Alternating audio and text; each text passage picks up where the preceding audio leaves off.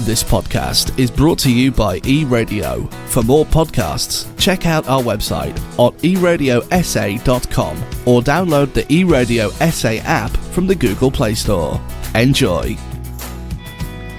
Geordin Hill-Lewis is Cape Town's youngest mayor. In fact, he's the youngest mayor in Cape Town's history at the age of only 34. He joins us today here on eRadio for a quick chat as we get to know him inside and outside the office.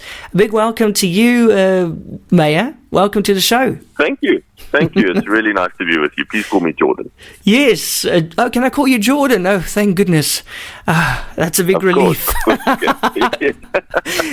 Mayor, listen, it's fantastic that you are the youngest mayor in Cape Town's entire history at the age of 34. How does it feel? I don't think about that a lot, to be honest. I just, obviously I think it's quite cool because Cape Town is a very young city. South Africa is a very young country. This is an innovative, dynamic city. It has a great kind of thriving youth business culture in technology and innovation. So I kind of feel like it fits the picture perfectly. And how's your first week been as mayor? How would you say was your first week or so? Wow, it's been extremely busy, but also extremely fun and intellectually engaging and stimulating. There's lots and lots of problems to deal with, lots of great policy issues to talk about, and so I've really enjoyed it. I haven't got much sleep, so I've got to fix that. But other than that, no, it's been really nice. That's great. At least you probably have some good coffee at the office, I hope. Yeah, exactly. Listen, that's absolutely essential. You know what really stood out to me when you were still running for mayor is your 7-point plan to end load shedding in the city of Cape Town. Do you mind telling us a bit more about it? And when are you planning to set it in motion? Oh, well, so let me just start with the rationale first. I mean, South Africa's had load shedding for 15 years now. It's an absolute outrage because there's actually no good technical reason for us to have load shedding. The reason we have load shedding is political, not technical, because we have had a situation where the national government, because it is trying to protect Eskom's monopoly, will not allow cities to buy their own power. That has slowly started to change, so there's a little crack in the door. And so I'd really like Cape Town to move through that crack and kick it wide open as soon as possible, and to buy our own power from independent power producers, and crucially to buy our own storage, because you cannot end load shedding just simply by buying your own power. You actually have to have the ability to store that power so that you can use it during load shedding. So we've got to invest in that. We've also got to invest in smart metering technology. We've got to incentivize people to invest in solar on their rooftops. So there's a range of interventions that we can do to end load shedding in Cape Town over time. I stress over time, because you won't believe it. The day after the election, you remember the day after the election, we went back into load shedding. Yep. And a lady emailed me and said, "I knew you were lying. You said you were going to end load shedding, and now it's the next day, and we've still got load shedding." Not yet, lady. So there you go. So it is over time. It takes some investment and planning, and that has started immediately. It started absolutely. That's one of our top priorities. I think it will be so important for our city economy if there can be one place in the country that doesn't have load shedding. You can just imagine what that will do for our economy. So I'm very keen to make progress on that, and we'll be pushing it quite hard. That would be amazing. I mean, the impact on Cape Town is not as severe as in other cities. I mean, sometimes you are on a lower stage, which is nice. But it would be, ideal to just the entire city to have electricity when there's load shedding elsewhere in the country. Because let's face it, it's not over yet. No, it's not over, and it's not going to be over. As the president said last week, load shedding is with us, is here to stay. We cannot keep expecting Eskom to fix this. We can't keep expecting the national government to fix this. They've been trying for 15 years, and they've spent hundreds of billions of rands on Eskom, and it's still not working. So now's the chance for us to move into that space and start doing more for ourselves, which I'm very excited by. And then, you just mentioned the president. How do you feel about his address last night? How do you feel about it and what he said? No, I was very happy with what he said. I was scared that we were going to have more restrictions, which would be even worse for our economy. Yeah. But the fact that there are no new restrictions, and he was rightly critical of the irrational and poorly thought out travel bans that were placed on South Africa, which are terrible for the Western Cape and the Geordin route where you are broadcasting as well. Terrible. So that's, I was pleased about that he was so strong on that. Cool. Then the next thing we're going to do is we're going to step outside the office now and get to know you on a little bit more of a more personal level. Not a lot of people know that you're actually from Plettenberg Bay in the Garden route.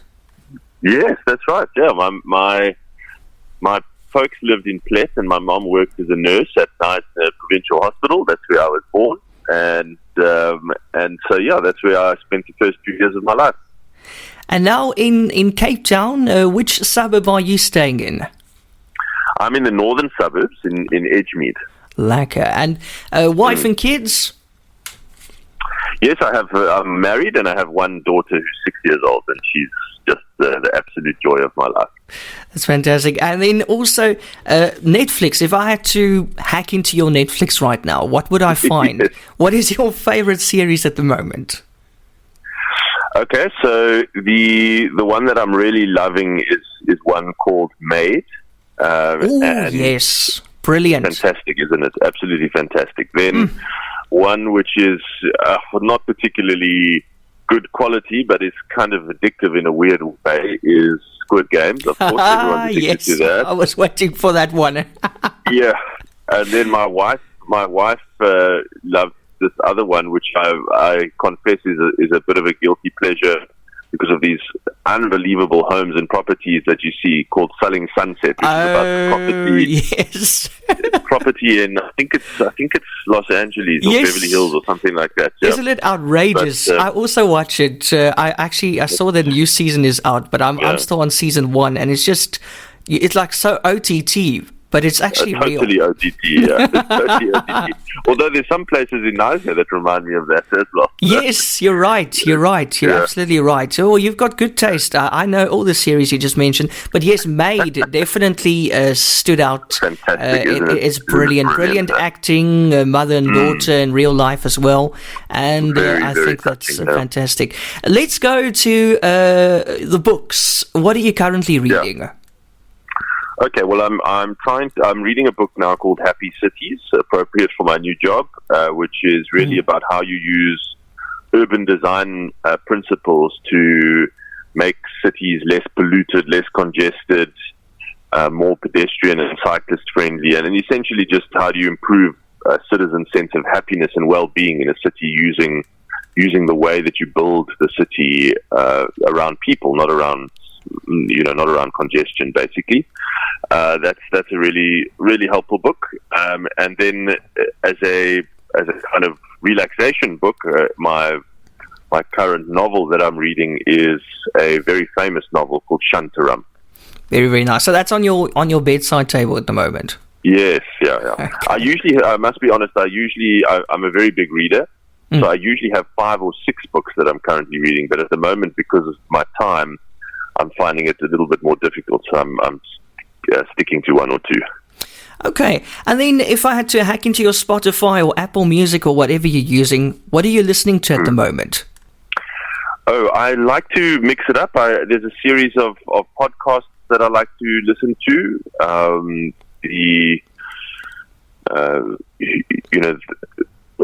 I just enjoy listening to podcasts, learning things, different topics from around the world, and then music. I generally stick to gospel, so it's usually a bit of Hillsong and nice. Some gospel stuff. Okay, now really jumping around, winter or summer? Winter. Yeah, especially in Cape Town. Nothing beats the Cape Town winters. You always get the rain first. Okay, and then your favorite sport team? Stormers. Great. What makes you angry? There's a lot of that. A lack of pride in displaying a lack of pride in your work. Good. I like that. And also, lastly, if you had to pick one politician, but the politician must still be alive, who would you like to meet and why? He is alive, but actually retired. I would really love to spend some time with Barack Obama. Oh, yes. Excellent choice. Yeah, I also like that guy. He's brilliant. He's really an amazing example of a political leader who brought people together, who worked really hard without any fuss, without any drama, without any scandal, did what was right for his country. I'm a big admirer. And how do you feel about a beer with Donald Trump? I wouldn't mind that, actually, because I think he's probably a fascinating and entertaining figure. I mean, I must say, I used to love, I'm obviously, not a fan, but I used to love following his Twitter account, and I was very sad when they took him off Twitter because it was so entertaining. It was like having a comedian. Yes. It was just hilarious, some of the stuff. So I wouldn't mind, actually. It would probably be very funny. Yeah, and now he's got his own social network, but it's very hush-hush at the moment. I don't know what's happening there. Yeah. No, I'm not on that one, and I don't plan to be. I think it's called Truth or something. Truth Social or something. Interesting name his there. Version of the Truth. Yeah, exactly. Listen, Cape Town's youngest mayor in Cape Town's history at the age of only 34, Geordin Hill-Lewis. It was great talking to you, and thank you so much for your time. Thank you. It's been great to be with you, and I look forward to visiting Knysna, one of my favorite towns in the whole of South Africa. Yes, I never knew you were born in this area until I did my research. That's brilliant. Lovely. Thank you so much. You too. Enjoy the rest of your day. You too. Bye-bye. Thank you. Bye. This podcast was brought to you by eRadio. For more podcasts, check out our website on eRadioSA.com or through the eRadio SA app from the Google Play Store.